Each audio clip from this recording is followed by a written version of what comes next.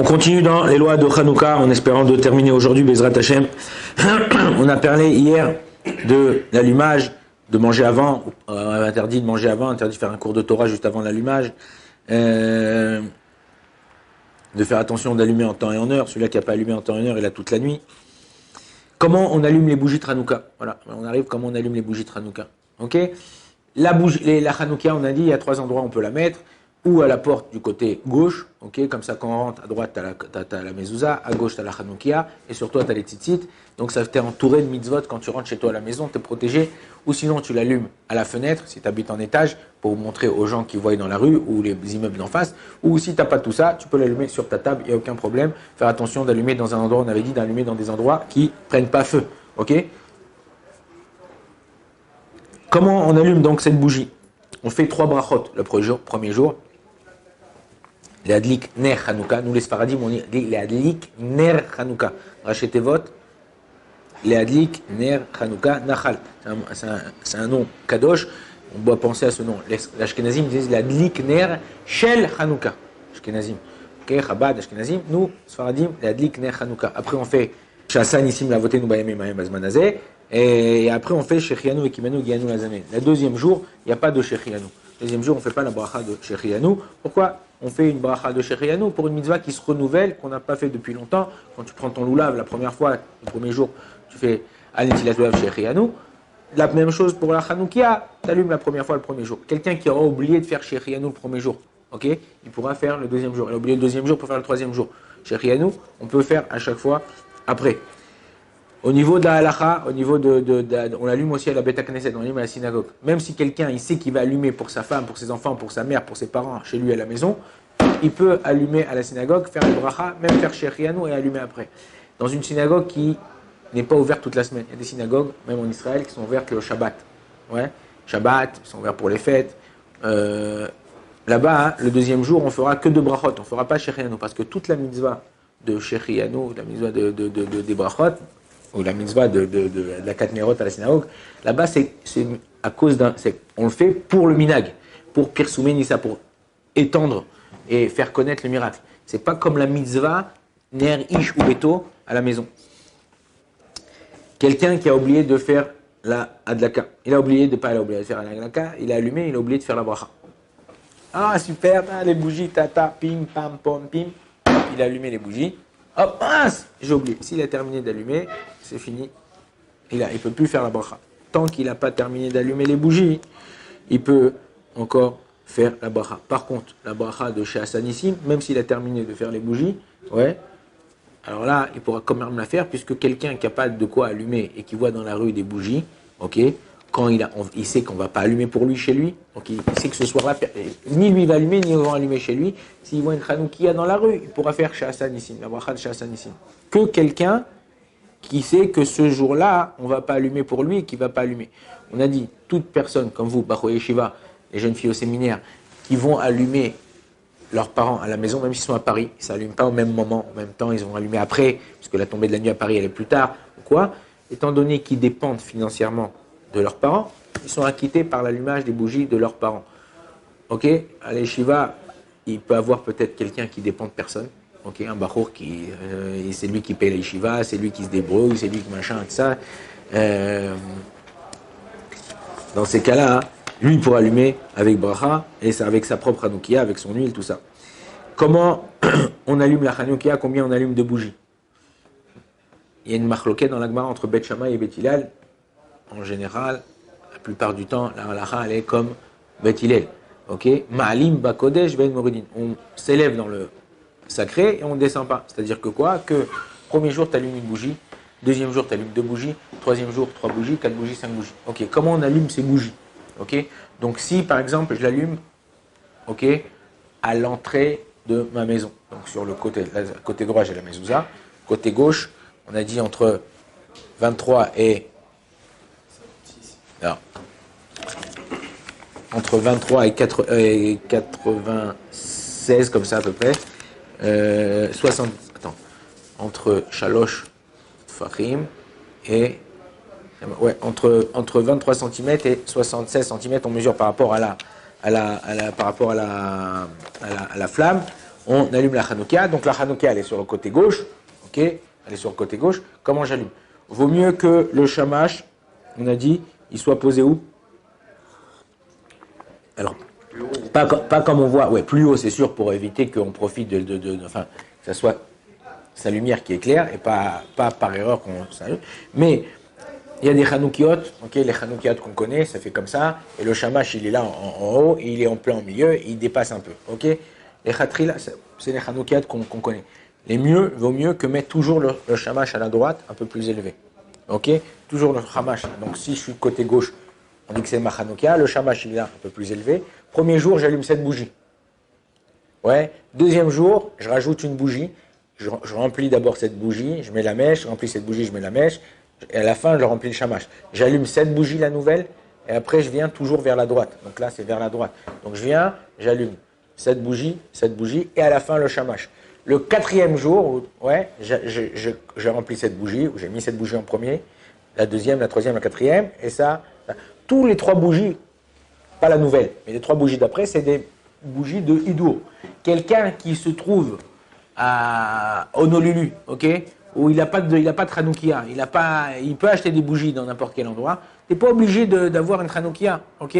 Tu peux allumer une seule bougie. La mitzvah, Meika Adin, c'est d'allumer une bougie par jour, ok. Tu n'es pas obligé d'allumer comme nous on fait. C'est mieux. On a dit, plus tu allumes, plus tu éclaires. Et on dit que comme ça, les Chachamim ils disent qu'une partie de la lumière qu'Akadosh Baruch Hu, il a gardée à l'avenue du Mashiach, elle se dévoile au moment de l'allumage des bougies. Donc c'est pour ça que c'est important de rester à côté de l'allumage, d'étudier, de chanter. Ok. Donc le quatrième jour, j'allume celle-là et je vais vers la droite. Tac, tac, tac, la même chose. Je suis à la fenêtre. Ok. On est quatrième jour de Hanouka, ça c'est le shamash, et un peu plus haut que les autres. Là c'est le shamash, on a dit vaut mieux le mettre à la droite. S'il est au milieu, c'est pas grave. J'allumerai, donc ça si c'est le shamash, j'allumerai 1, 2, 3, 4. Je vais toujours vers le côté droit et j'allumerai comme ça la Hanouka. On n'allume pas alors avec le shamash. Même si on s'est trompé, et ton père, par exemple, toi tu as appris la lacha, ton père il n'a pas appris la lacha. Et ton père, là c'est là le shamash, et il a allumé comme ça. Ouais, c'est pas grave. Il dit, bah papa, c'est pas comme ça, papa. Ok, on est dans une fête, doit être dans Simcha. On fait pas, c'est pas, déjà ton père tu dois le respect, donc tu dois apprendre, la prochaine fois, tu dis papa, je crois avoir appris. Ah, papa, j'ai appris à la yeshiva. Pourquoi? Papa, je crois avoir appris à la yeshiva qu'on doit faire comme ça. Viens, on regarde, viens, on se renseigne, viens, on vérifie. Ah, ok. De tout le monde, pas que ton père, pas que ta femme, pas que tes frères et sœurs, pas que tes amis, tout le monde. Les choses qui sont dites d'une façon agréable sont acceptées. Ok? Les choses qui sont dites d'une façon agréable, ils sont acceptées. Mais si tu viens en mode commando, coup de tête balayette, tu vas te mettre. Ouais. Donc, quand toi, tu allumes les bougies, c'est pas grave. Ah, il s'est trompé, c'est... personne n'est parfait. Quand on allume, donc ça c'est la Hanouka, on a dit encore une fois, là c'est le shamash, là c'est les bougies, on se met légèrement du côté gauche. Ok? Pourquoi? Parce que si je me mets du côté droit, ok, il y a une halakha dans le Shulchan Arour qu'on ne doit pas, une mitzvah qui se présente à toi, tu ne dois pas la baser, tu dis ah non il y a une mitzvah derrière encore mieux, et je vais la faire celle-là je ne veux pas la faire. On est obligé que quand il y a une mitzvah qui se présente à toi, de faire cette mitzvah en premier. Ok? Donc là, étant donné que c'est la bougie que je dois allumer aujourd'hui, je me mets légèrement du côté gauche pour commencer par la mitzvah du jour. Et pas dire, bon alors ça aussi c'est des mitzvahs, elles sont moindres, parce que c'est un rajout, c'est un hidour. Ok? Non, on se mettra un peu légèrement du côté gauche, ok? Et on enlèvera, quand j'allume avec ma bougie, j'ai une bougie, ok? J'ai allumé, et maintenant il y a les fioles avec l'huile, j'allume. Baruch ata Hashem Elokeinu melech haolam להדליק, אשר קידשנו במזוודה וציוונו, להדליק נר חנוכה, ouais. Baruch ata, à partir de ce moment-là, je peux allumer la première bougie et continuer. Baruch ata Hashem Elokeinu melech haolam she'asa nisim lavotenu bayamim hahem, basé ma'anazé, ouais. Quand j'allume la bougie, après avoir dit l'adlik ner Hanouka, je peux allumer la bougie. On est le premier jour, disons. Je dois laisser cette flamme-là sur la mèche jusqu'à qu'elle prend bien feu. Pas je l'allume, elle commence un peu à prendre feu et je passe à la deuxième. Non, je laisse je vois qu'elle prend bien feu, je passe à la deuxième. Je vois qu'elle prend bien feu, je passe à la troisième.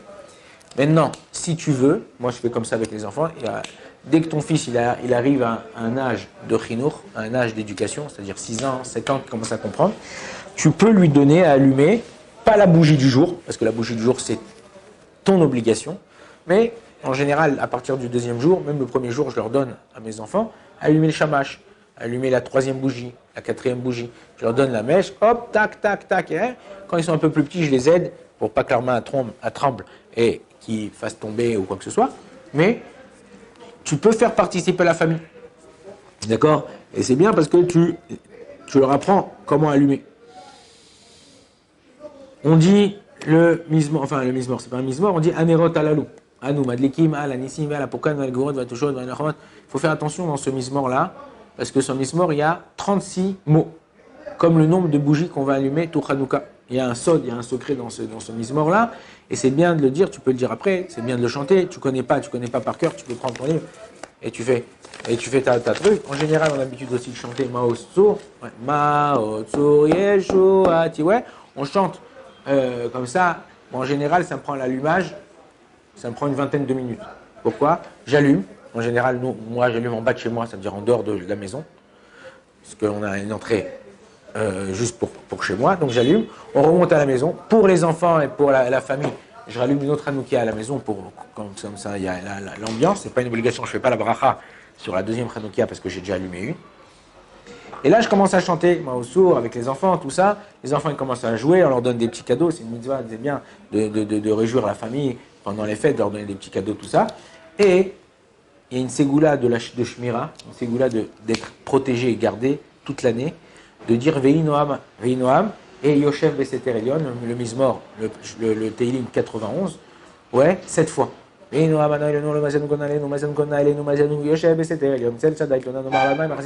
on le dit comme ça pendant 7 fois. Et le Veinoam et le Mizmor. Et le Veinoam et le Mizmor 7 fois comme ça, d'affilée. Pourquoi Yoshev Beseter Elion? Yoshev Beseter Elion, c'est un Mizmor 91. Dans tout le Mizmor, il n'y a pas une seule fois la lettre Zain. Zain, en général, on dit en hébreu, comment on dit une arme? Clé Zain. C'est une arme. Et il dit que celui qui dit ce Mizmor, il n'aura jamais besoin d'armes, il sera toujours protégé à Kadosh Baruch Hu, il protégera toujours de tout truc pendant toute l'année.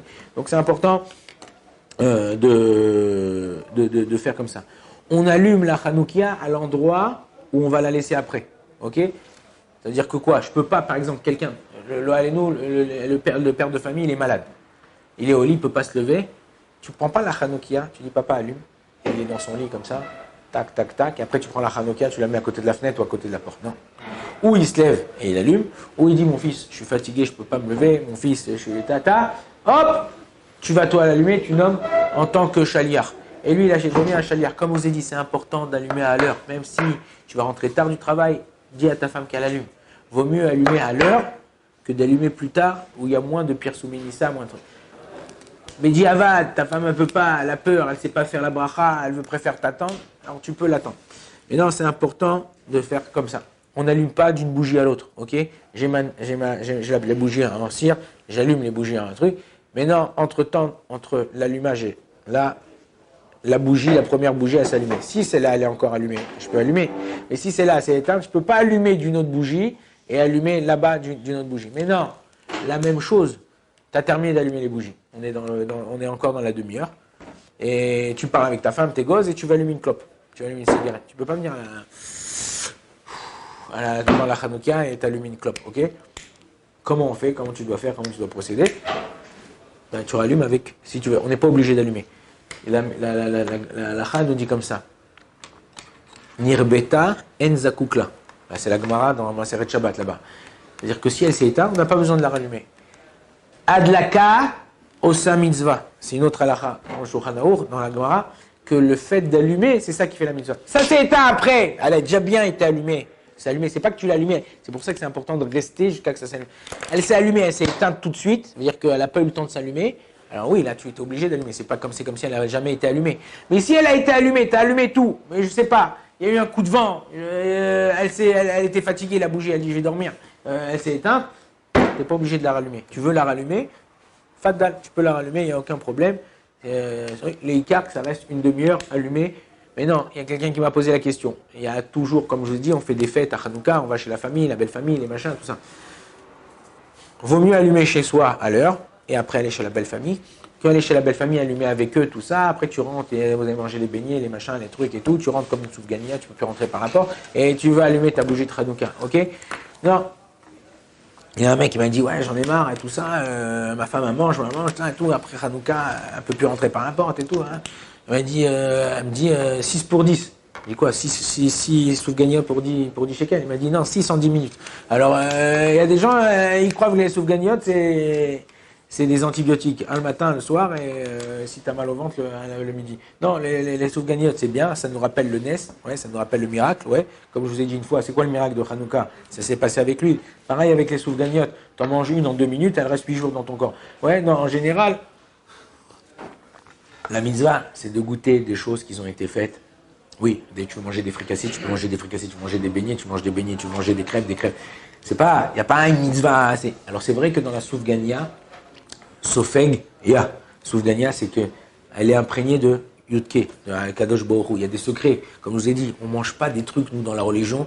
L'autre, il mange la piquela, c'est pour le fun. Non, ne crois pas. Chaque Marocain, Tunisien, ils ont des choses qu'ils mangent. Et c'est écrit dans l'Alakha. Tu prends Siman Resh, même bête, dans le Shulchan Aruch, première Alakha de Shabbat, là-bas, le Mishnah Borora, le Chafetz Chaim, il dit il y a un yann de manger des épinards le soir de Shabbat. Épinards, c'est quoi? La piquela. D'où les gens qui mangent certaines choses, Bémet, les soufgania. Il y a un truc, pourquoi? Les soufgania, c'est l'huile. C'est l'huile. À l'intérieur, en Israël, ils mettent de la confiture rouge. Parce qu'ils ont voulu, là, on avait dit une fois que la soufgania, elle est ronde, ça nous rappelle la lune. Ils ont voulu nous annuler de faire la mitzvah de la lune, Rosh Chodesh, les Kadesh, Tachodesh. Ils ont voulu faire d'annuler la mitzvah de la Brit Mila. C'est la confiture rouge qu'on met à l'intérieur qui rappelle la Brit Mila. Il y a toutes les choses qu'on fait dans la religion, ils ont une base. C'est pas un fun. Ok, c'est pas ouais, mais non, commence à faire des Hanoukia, design, machin, truc. Ok, d'accord, tu veux faire. Il y a une mitzvah d'allumer avec une Hanoukia en argent. Celui qui peut se permettre, ça vaut pas, c'est pas de l'or, pas très cher. Il y a une mitzvah. Les Admourim, ils allument dans une mitzvah. Donc faire attention. C'est une période où on va prendre beaucoup de Gdusha, beaucoup de sainteté. Il y a la tfila, les Hashem, on n'a pas le temps aujourd'hui de parler de la tfila, mais pendant les 8 jours de Hanouka, ce qu'on ne fait pas à d'autres fêtes, qui sont des fêtes de la Torah, on lit tous les jours le Hallel avec Bracha, tous les jours le Hallel avec Bracha.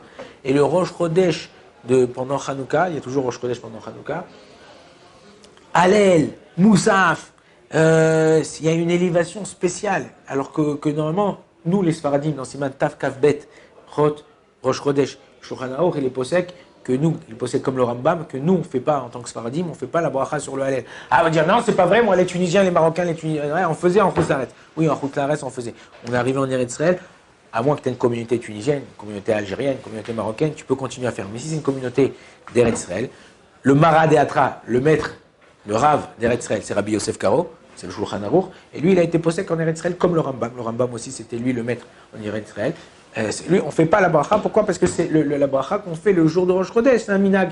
Et comme c'est un minag et on est en Eretz Israël, on fait comme le minag d'Eretz Israël. On a quitté le Maroc, on a quitté l'Algérie, Baruch Hashem. On ne serait plus là aujourd'hui si on était encore là-bas. Mais grâce à Dieu, on est là. On remercie Kadosh Baruch Hu. On est dans l'endroit le plus sûr du monde. Et on espère que Kadosh Baruch Hu nous fasse venir Mashiach. Baruch Adonai Olam, amen, amen.